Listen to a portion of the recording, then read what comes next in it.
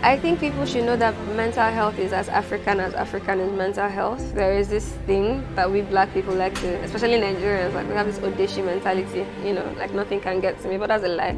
As long as you're human, you have mental health. So it's not a white thing. People think it's this Western concept. But even in the early African communities, mental health was prioritized. It was just treated differently. There was communal living. People cared about each other. If you're a woman and you had a miscarriage, all the women in the village would gather and visit you. That's mental health, So it's not this new 21st century thing that is always millennials that are making it happen. Mental health has always existed and it will always exist, and you should take care of yourself. Not just the absence of a disease or an infirmity. It is actually being together physically, mentally, in all aspects of your life. There are 5 elements that we need to take into account when you think about well-being. These factors that affect people's well-being, things like career well-being, there's social well-being, there's physical well-being, there's community well-being. So the kind of friends, do you have friends? Do you feel lonely? Do you feel relevant in your community? So those things actually build up. So it's not one thing, and it is the coping mechanism, and it's that understanding that you don't need to cope on your own.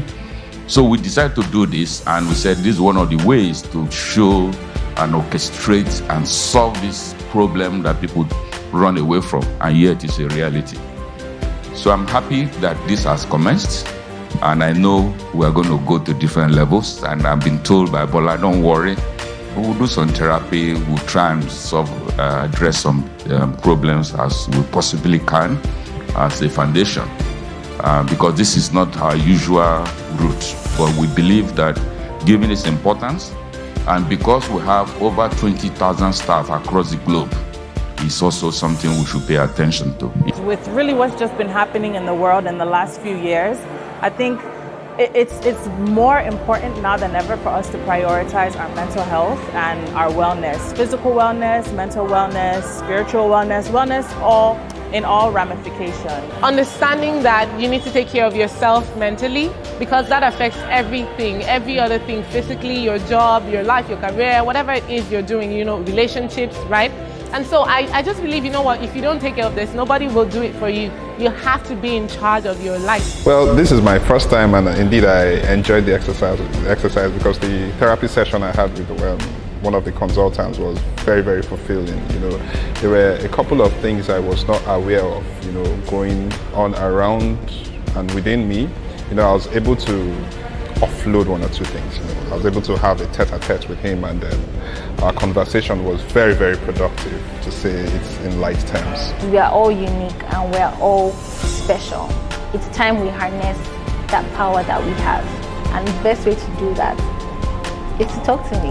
And most importantly, I want to commend UBA Foundation for actually having a plan in place to be able to address the mental health and well-being of their employees. And I think it kind of sets a standard and allows people to kind of understand that we can integrate corporate mental health into the workspace and make sure that people are prioritizing their mental health even when they're doing their work. We put together this Mental Health Awareness Week because it's really, really important for organizations like the UBA Foundation and like UBA to really take a stand and a position about mental health.